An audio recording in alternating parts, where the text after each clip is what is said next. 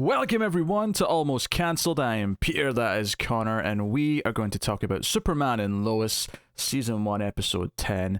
It's called Oh Mother, Where Art Thou? So, full spoilers for the episode, as always. And I told you he meant it literally. He's brother, literal. Yes, you definitely said that. That's what I definitely said. I was... Yeah. I very clearly remember you telling me I was absolutely wrong, and there was no way he wasn't an actual brother. Wait, I feel like you're mixing things up there. I am joking, but... I know. I feel like we were both pretty much on the side of it's probably not literal.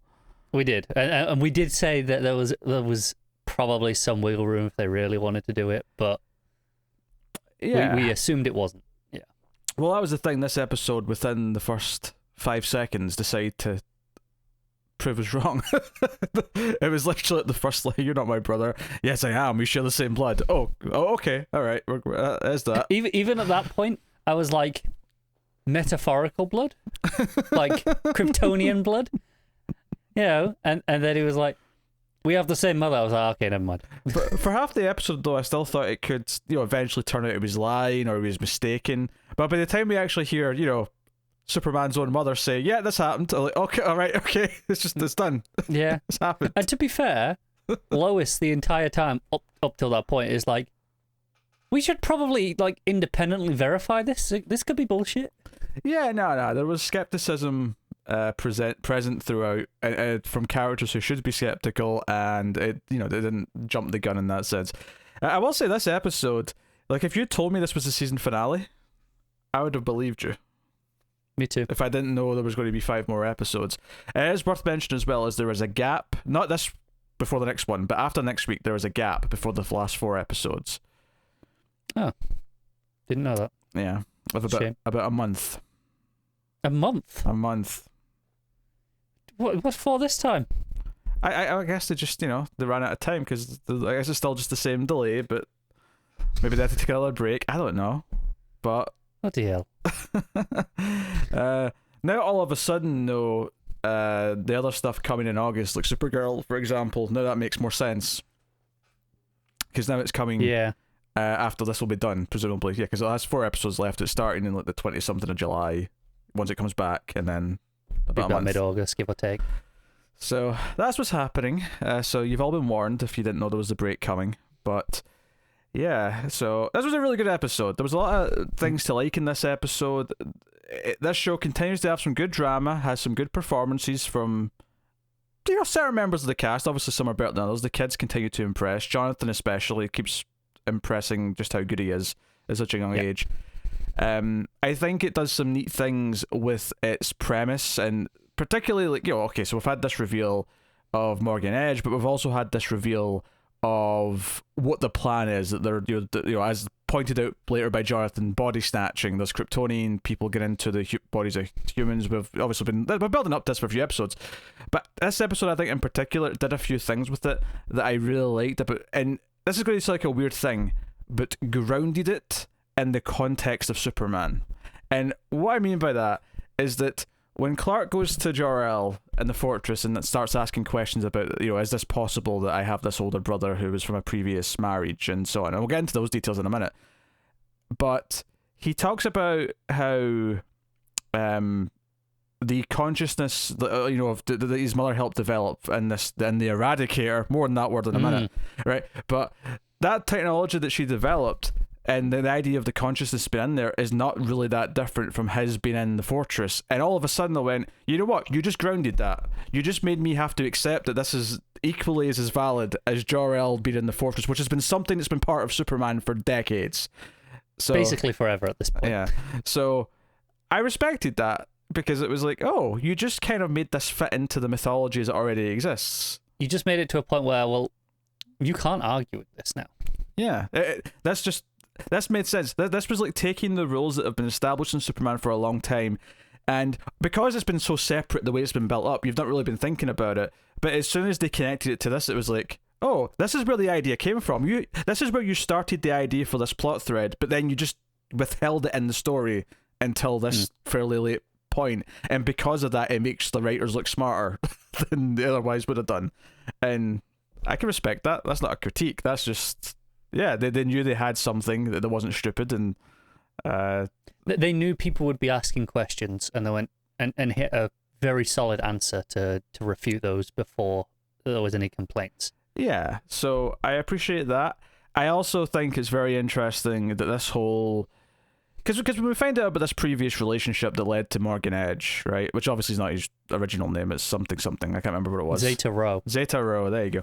It sounds like a Gundam. Was that Morgan Edge, or was that his father? No, that's him. That's him, I'm pretty okay. sure. Right, so what I kind of liked about this is that so the idea from Man of Steel and the idea from the Byrne Superman run, which weren't exactly the same, but there were similarities between them and the idea of the Matrix Codex, which is kind of what this, the Eradicator device is.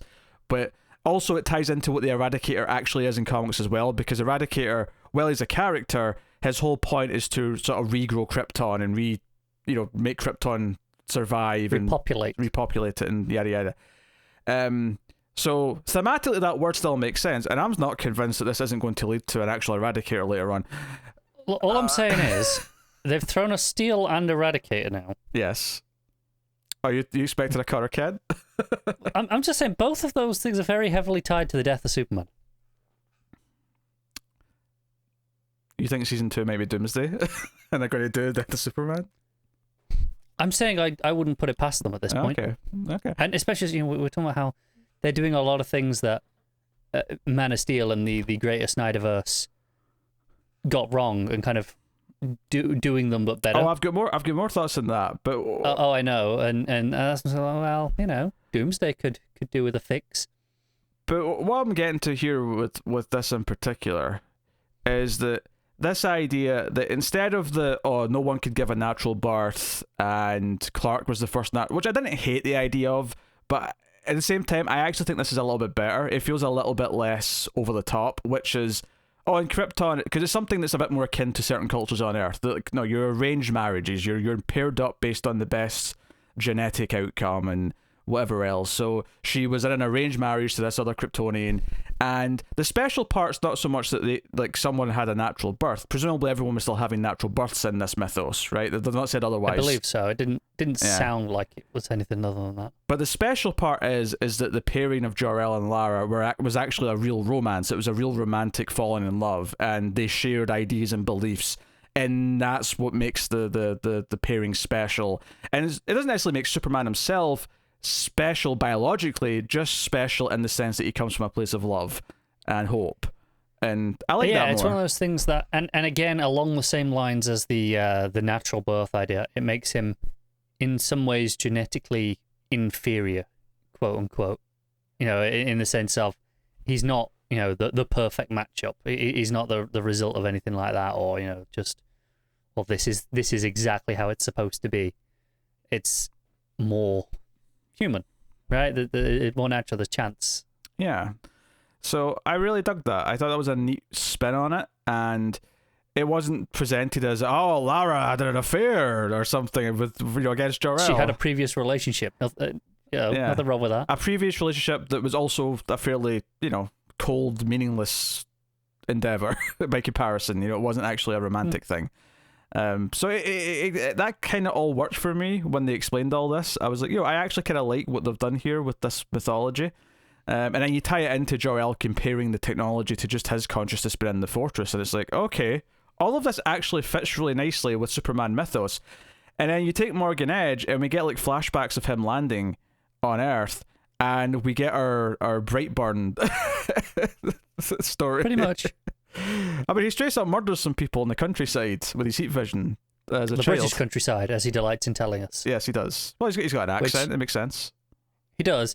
I know it was a weird choice to say British instead of specify, given that he has a very strong English accent.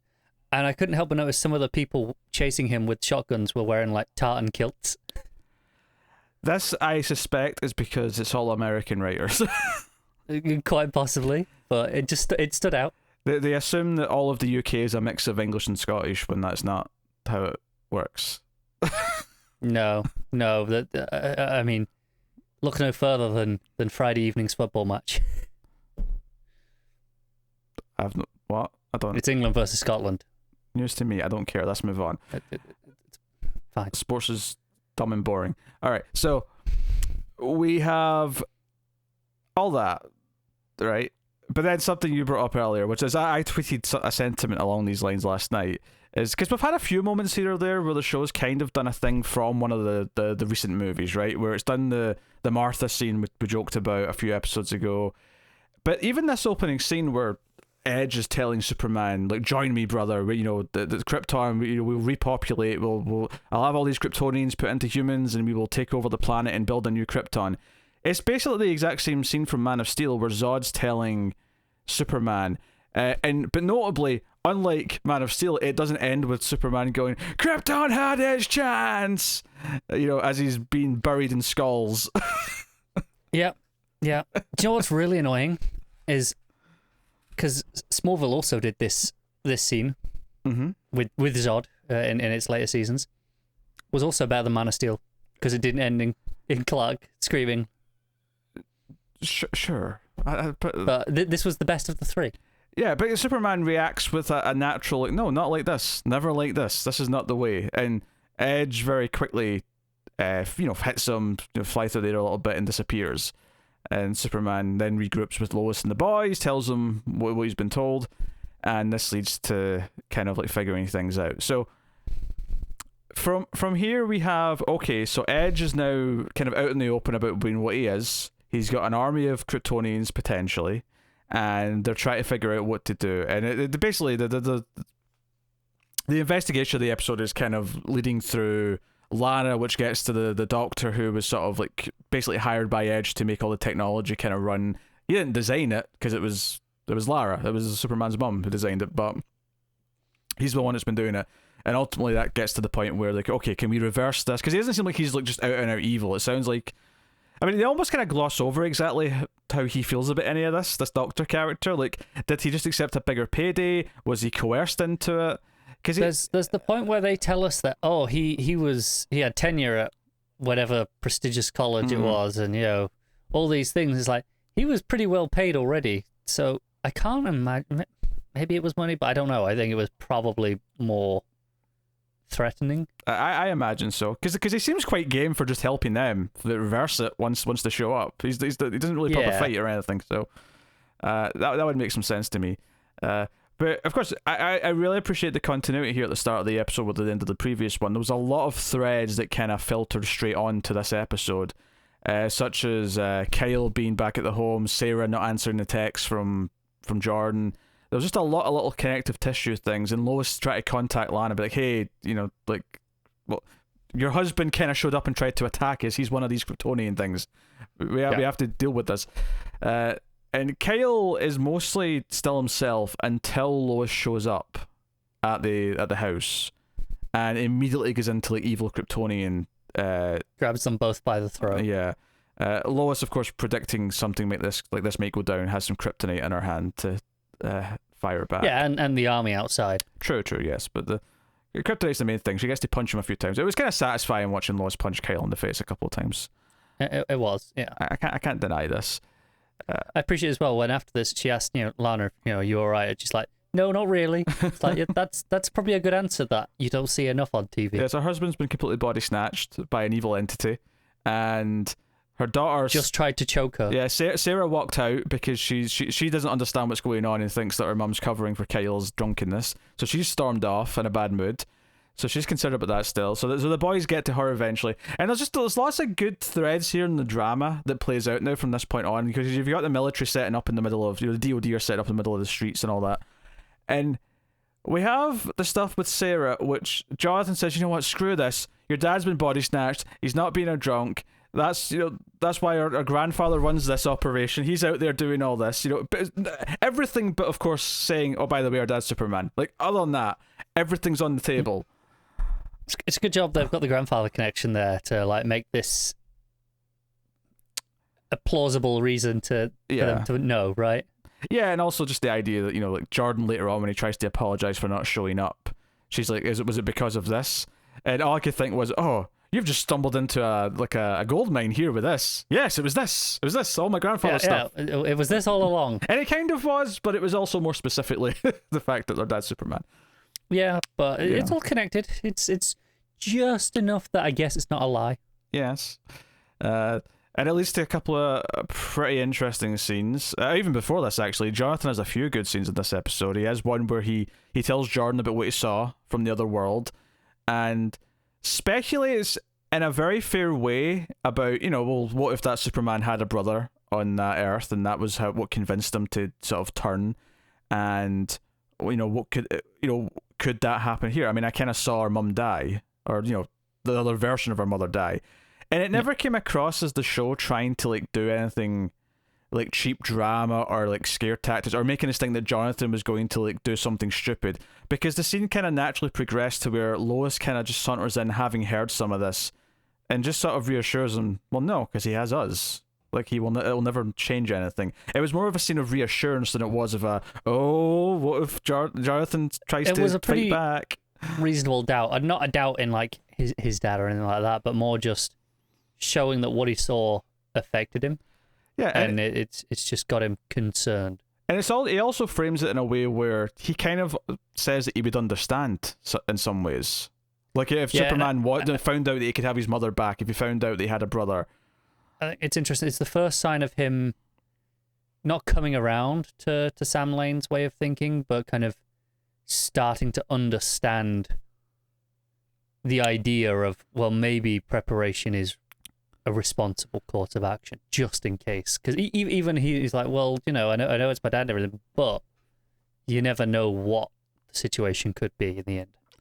Yeah, and I think what's neat about it is that as you go on to the rest of the episode, and he has the other scene later on when they're trying to go in to see Kyle. They want Sarah to see it for herself that her dad's been taken over. Terrible idea. Terrible idea, but makes for a good couple of scenes. And we have this moment with Jonathan and Sam where Sam's like, why are my two grandsons causing ruckus down here? This is a serious situation. What's going on?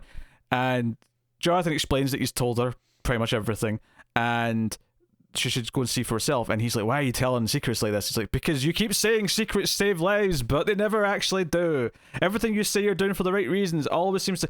So while he's seeing Sam's side of things a little bit more, he's also not just completely buying into every mistake that he's made. It's more like he truly is becoming a product of someone who is getting the experience of knowing Sam Lane, but also Superman and also Lois.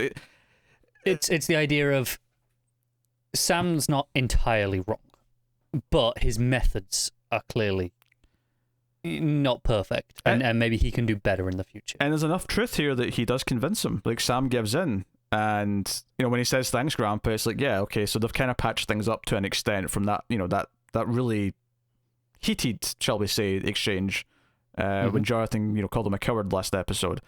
So I thought this drama stuff was really good, and I think Jonathan is really developing into a character who maybe is getting closer to the personality, and this is very faint here, but is getting closer to the personality of a Superman, despite the fact that he's not the one with the powers.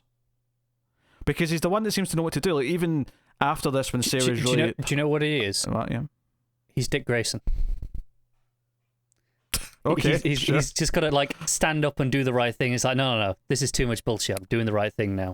Even though he has no powers. And a great example of this later on, it's after the meeting with Kyle, but where Jordan's like, oh, she's really upset. What do we do?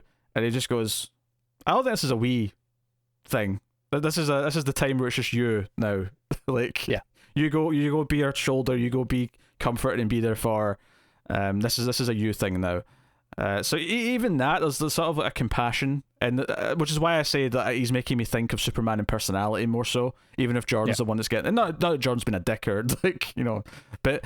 He just hasn't got quite the same instincts that John does right now. But Jonathan's, showing the leadership, and Jonathan also... It's actually almost a shame that the Kryptonian thing got fixed this episode, because I was kind of getting excited that Jonathan might have made an arch nemesis with a Kryptonian, despite the fact that he doesn't have powers, because Kryptonian Kyle doesn't even care that Sarah's there. He doesn't even acknowledge her until she calls him daddy a couple of times, and he makes fun of her and says, he's a dying soul or whatever. But Jonathan, he's like, oh, you hit me with your weapons. Oh, when I get out here, I'm going to kill you first. Yeah, it was fun. Yeah. Best Kyle's been all show. It was. It's actually probably one of my 2, maybe 3 complaints for this whole episode is the extent to which, like, Lana is like, we need to save Kyle. I'm like, yeah, do we? Yeah, exactly. It's like, I don't know if the show sold me on this. I think this is building up for his redemption. I still think he's going to die in the end of the season. I really hope so. I think if he gets everyone's like trust back and love back, he's going to like go out as hero at the end.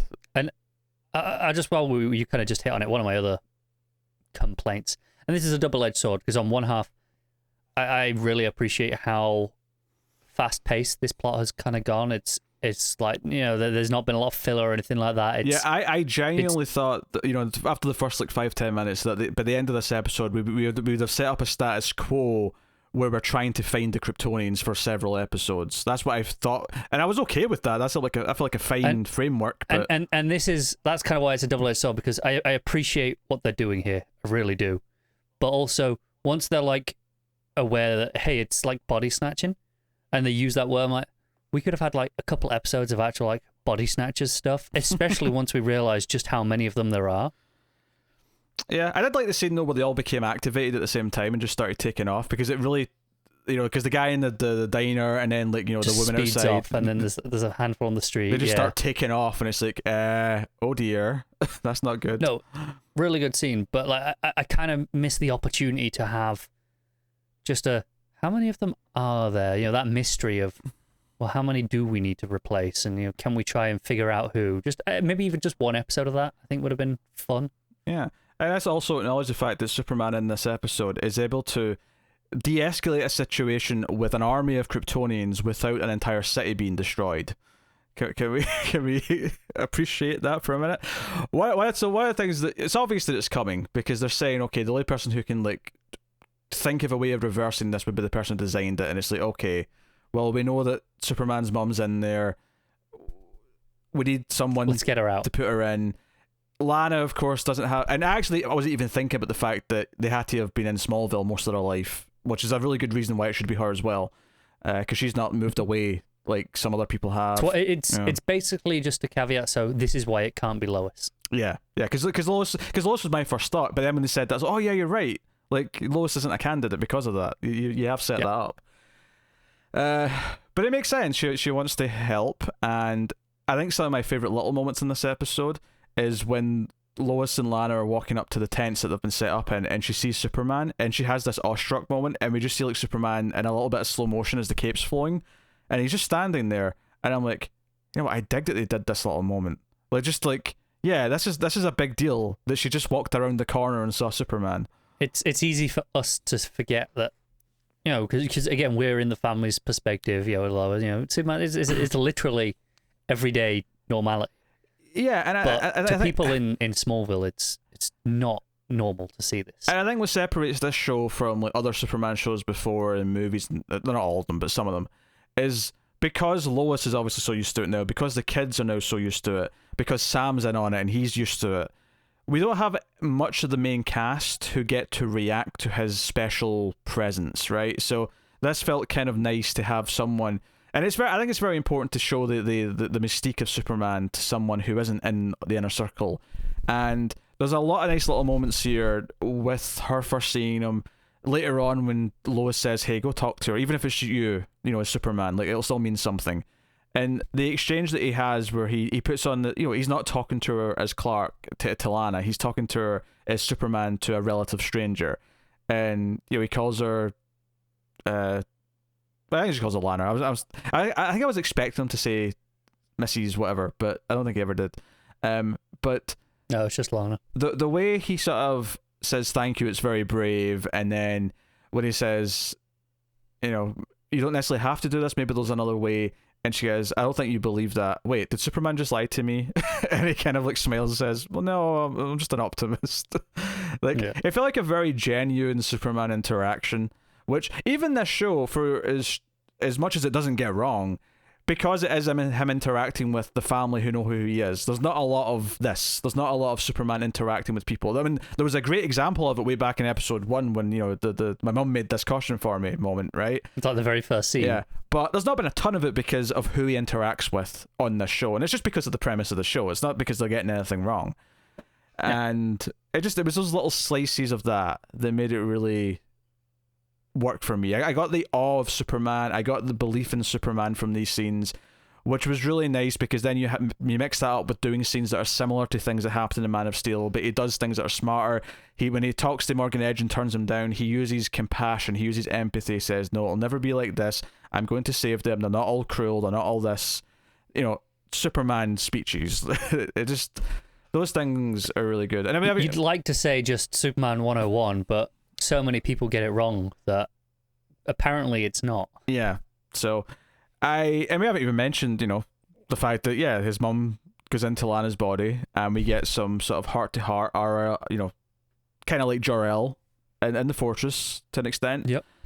And I was getting a lot of Mass Effect vibes from this because it sounded like the effect on her voice was very not Liara, but like some of the other Azaris in Mass Effect. I think it's when the Bug Queens got like possession and talking to Arachni. The Arachni, yeah. When they're talking to the Asari, the vocal effect of the doubling up the voice just slightly was making me think of that. But it was a good little effect. It was. It's just enough to remind you at all times that it's not Lana. Yes. Yeah, and I was wondering if they were going to do a thing where maybe like she would remember this, so this would be how she'd find out. But she clearly didn't. No. By the time when everything was back to normal, and I was shocked that it did go back to normal. But sure enough, Superman, once they have rigged the Eradicator to do a mass reversal, but it needs a lot of energy. And Superman thinks he's going to do the solar flare, and I actually kind of love Sam Lane saying, "Hey, that'll put you out of commission for days. Like, that's a bad idea. Like, we kind of need you to be able to fight." But he's like, well, if that's what I got to do, I'll do it. Yeah. But, of course, he did get a little help. He kind of, not tricked per se, but there's kind of a nice visual with of lots of idiot Kryptonians. Yeah, all the Kryptonians firing their heat vision at the same time, and he holds the thing in front of it, he fires into it himself. Obviously, Morgan Edge does realise that, wait a minute, this is going bad, so he stops, but everyone else is still doing it. And sure enough, I have seen the critique that shouldn't all these people fall to their deaths once they're not Kryptonians anymore. That was my first thought. I was like, bold choice doing it while they're all in the middle of the air. I'm just going to go on ahead and assume that the just because the mind's back doesn't mean they don't still have powers straight away. Like, because it was a physical change as well to some extent, right? It wasn't just, you put the mind of a Kryptonian in there, you've got powers now. Oh, of course, there was a physical change. So I'm wondering if this restored all their minds, but maybe they all still have powers. I don't think they still have powers, but I'm happy to buy that in the few seconds it takes to fall to the ground, that they're not completely gone yet. Like, they can survive the impact. Like, sure. It's just enough. Like, let's roll with that. That's one of those little nitpicky things where it's like, if that's the problem, that was not one of my my three problems, but it was something I thought about while I was watching. It did, like, it took me out of the moment when I thought about it, but then I was just like, I don't care enough. Mm-hmm. Basically, I've just decided a reason in my own head, but that'll do. Yeah, so no, but it felt like a really big Superman epic moment, him swooping in, grabbing the device with them all following, and everyone sort of running for cover as it's all happening. It did feel like a finale. It feels like it wrapped up enough stuff that this could have, if this was for some reason they couldn't film any more episodes, this would have worked as a finale. Obviously, this John Henry's still around, Edge is still out there with the one henchwoman at least. And they're up to something because the final shot's them going somewhere. Which is interesting that she's still fine, because it didn't sound like the Eradicator reversal was based on proximity. It was like, no, it'll do everyone. Obviously, Edge is his own body anyway, so that's fine. But her, I don't know, was it just, are they telling us she wasn't close enough to it, I guess? That's my assumption, because, while they never mentioned proximity per se, it's not like she was just out of a radius, she was in a different country, by the looks of it. or in a different state at the very least. Though she was in a very different climate, so I'm assuming that just being that silly far away from it meant that it didn't, quite possibly, it didn't just beam the effect across the entire planet. So. But yeah, I wasn't necessarily worried about that so much. So I don't know what he's doing. I mean, Superman's clearly weak at the end. He kind of like lands, next to the fortress and is kind of struggling to get up to his feet. I mean, the snow looked quite fake. If I'm going to have a nitpick, the snow looking far too powdery for me was a little bit off. But hey, that's fair. But also, a lot of the CGI in this episode looked better than a lot of the other ones. Like all that stuff early on. Sure. With the two of them out in like the desert and whatever. I'm not saying it was perfect, obviously, but I think it looked noticeably better than some of the stuff in previous episodes. Yeah. And then just to go back to the idea of, this handling Superman as a character better, even just having his mother like find out about him, asking him some questions about the fact that he's married, and then talking to Lois and finding out what type of man he is, like all of it felt very, the right kind of sentiment, the right kind of like talking him up as being someone special that she can be proud of. That it's kind of sweet she gets to in some way find out about this before she resets and goes back into the device. Although I wonder if she's going to end up in the fortress now with Jor-El. Maybe we'll have two holograms. Maybe they'll have to cast someone though. That's true. So maybe they won't do that, but.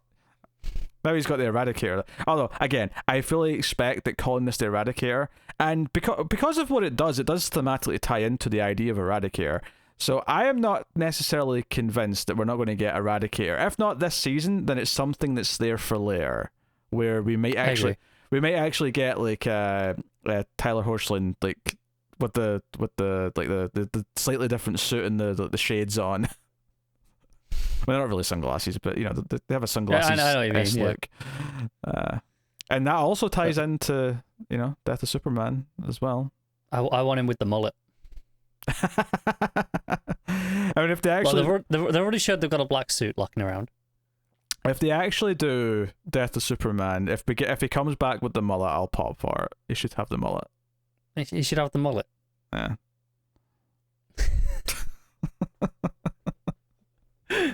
Admittedly, it's not an important thing, but I mean, just add it to the list that Snyder got wrong.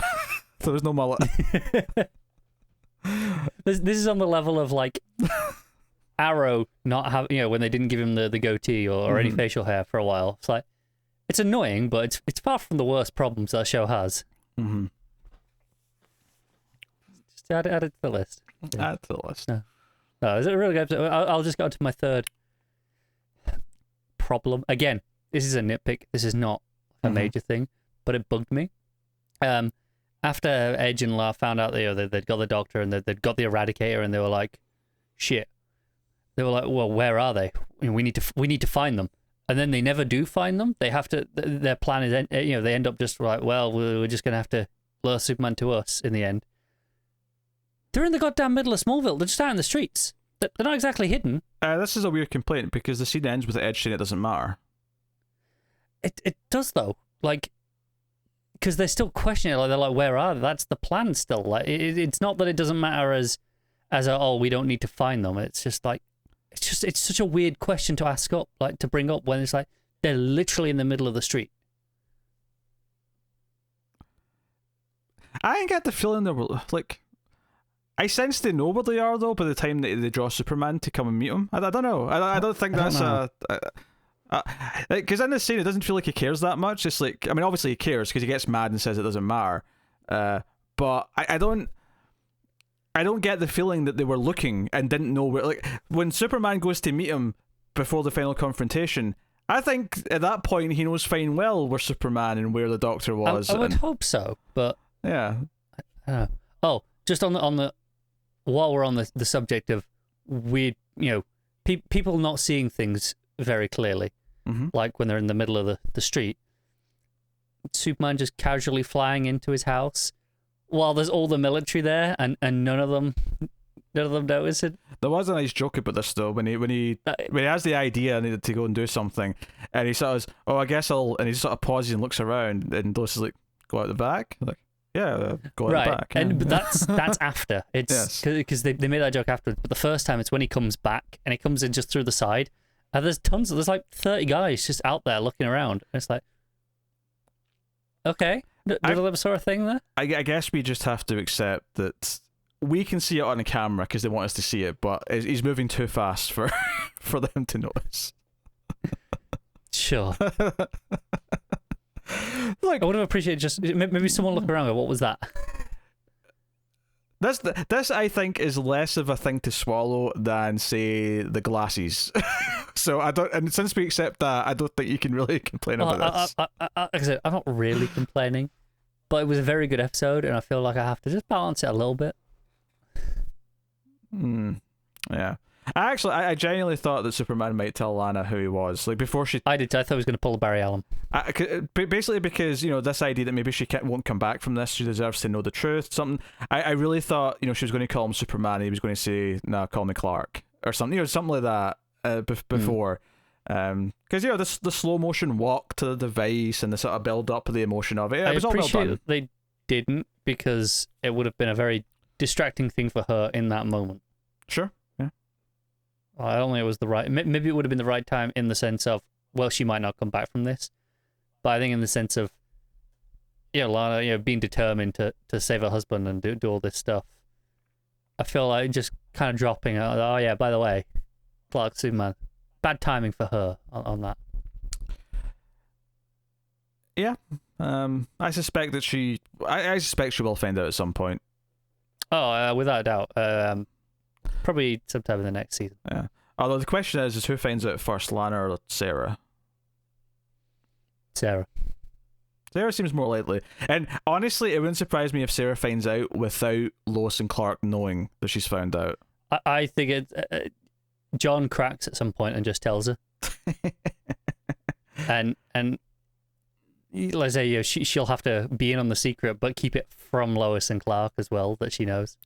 Yeah, well, it wouldn't surprise me if maybe John cracks and actually says it out loud, or Dad's Superman, but it wouldn't surprise me if it's more like what prompts it is Jordan having to save her. Like, maybe he has to catch something or something in front of her. Maybe. And they're already playing with that she's suspicious of him maybe having some powers anyway, so it's not like it's going to be out of nowhere. The reason why I think that, though, is because obviously this idea of him being there for her and their growing relationship, it makes a lot of sense to have Jordan sort of throw away the secret to save her at some point, and have that be a big sort of heroic moment. Just as long as they don't wipe her memory by the end of the episode, or rewind time. Hey, they've not pulled any of that shit yet. I'm pretty sure Smallville pulled this 3 times by this number of episodes. Okay, at least 4 times. They've not pulled this yet. But they've not really pulled any of the bullshit things that Smallville did that used to piss me off. So yes, don't jinx it. All right, don't jinx it. So yes, Superman and Lois is very good, and this is probably one of the best episodes they've had overall. Yeah, it's up there. I'm impressed how much I like the main plot now, because I wasn't necessarily... I didn't hate it before, but I wasn't necessarily... When they first introduced the Morgan Edge stuff, it wasn't the stuff that was good about the show. The character drama was good, and then the plot was there. It's really only the last, 2 or 3, maybe 4 at most episodes. Yeah. Probably since the break. I think the Steel reveal was a big part of it, and then these last 2 for Edge and the Kryptonian stuff. I think the last episode was well told. This one actually did a lot of good stuff with tying it into Superman mythology. Yeah. So we got 5 left. We'll see what they do with them. And it feels like it's kind of open for a lot of things, because we've wrapped up or advanced so much more than I thought we were going to in this episode. I don't know what the next episode is at this point. Whereas usually you kind of have a reasonable idea as to where they're going. I suspect we're going to find out more about Morgan Edge's life, from landing till... where he is now, because we know. I did notice it was very Val-Zod-esque. I was thinking Flashpoint Superman, the way it was held captive without the sun for so long, but then as soon as he I think they're both pretty similar, to be honest. But as soon as he got a bit of sunlight, it was like, all right, I'm going to burn you bastards. So, but from that point until he became, public Morgan Edge billionaire. How did he build that persona? Yeah, did he steal it from someone else? Because I suspect that might be a thing. Maybe Adrian Pastar will come back and have his life taken from him. We can dream. Or whatever, I don't know. But there's potential. Just on a slightly related DC note, before we say goodbye here, there was a teaser for Stargirl Season 2 this week. Was it? Yes, and it looks like someone might be getting that Green Lantern ring. When you say someone, they're just teasing it or teasing who? Well, I don't think it's a character we already have, so I don't think it's like. Okay. But just that there was I didn't watch all the teaser. I didn't want to spoil too much, but I just the screenshot I saw was there was some green light, and it was. No, I didn't even know there was a teaser. Unmistakable. So well, I mean, it's August. This is coming, so you know. I'm not questioning that. Why would there be one? I'm just hoping, because you know what, Stargirl, which was only kind of CW at first, but Stargirl and Lois and Clark, Superman and Lois, proved that there can be good DC CW shows once again. However, no one has proved that they can have a good second season yet, so Stargirl's got a lot riding on it. Come on, Stargirl. Legends of Tomorrow. Oh, that's different. I mean, that's like obviously it's so long running, but that was kind of... Yeah, but I would just made the point that its second season was notably better. Yes, but that was from a previous era now. That was like an outlier from a previous batch of shows. Superman and Lois and Stargirl are two new superhero shows that are more traditionally superhero shows, but are not shit. And that's impressive. It is. So I'm hoping that we're happy with season 2 of Stargirl. I'm hoping we're happy with season 2 of this, which is definitely coming. So yeah, next year, right? They said for this one. Yeah, mid-season, I assume. I think they outright said it would be mid-season. Yeah. Yeah. Well, it'd be weird if it wasn't, given that it's not going to finish until late August. Right, but given that they've presumably already finished filming this quite a while ago at this point now. I don't think it was quite a while ago. I think you'd be surprised how recently That was it. they were wrapping up. Because Tom Cavanaugh was directing. Maybe in the finale he was directing, but it wasn't that long ago. Oh, really? You'd be. I guess he's got free time now that he's not on Flash anymore. You'd be surprised how short the turnaround is in some TV like this. No, I know. Generally speaking, network TV is pretty tight, but I thought this was further ahead because of when they went back for filming after their break. I thought they'd finished. Yeah. Further. So, hey, there you go. That's Superman and Lois, episode 10. We got 5 more somehow. I can't deny that it's ramping up though, and that the plot side of the show is getting better to go along with the good characters. Very true. So, good stuff. So let us know what you thought of the episode in the comments below. Please do like and subscribe and ding the bell for notifications. All those things are super important on YouTube.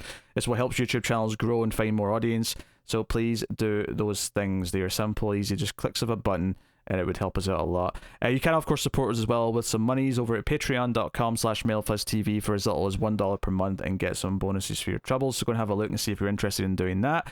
And also head over to MailFuzz Movies if you want to see some movie podcast content. It all lives all over its own channel now. The horror movie podcast and the sci-fi podcast and whatever else happens to pop up on there from time to time. So go and have a look. For example, when the Suicide Squad movie comes out, there'll be likely something discussing that over on that channel. I guess maybe Black Widow as well before then. I forget that's coming to be. I keep forgetting. I forgot that was coming. I keep forgetting that's a thing that exists. I mean, I will not be on that review, but I'm sure you will probably do something. I'm sure. I may be up for talking about Black Widow. I don't know. We'll see. But yeah, so there you go. Thank you very much once again for watching or listening. We always appreciate it. Keep watching TV. Have you got any vanilla?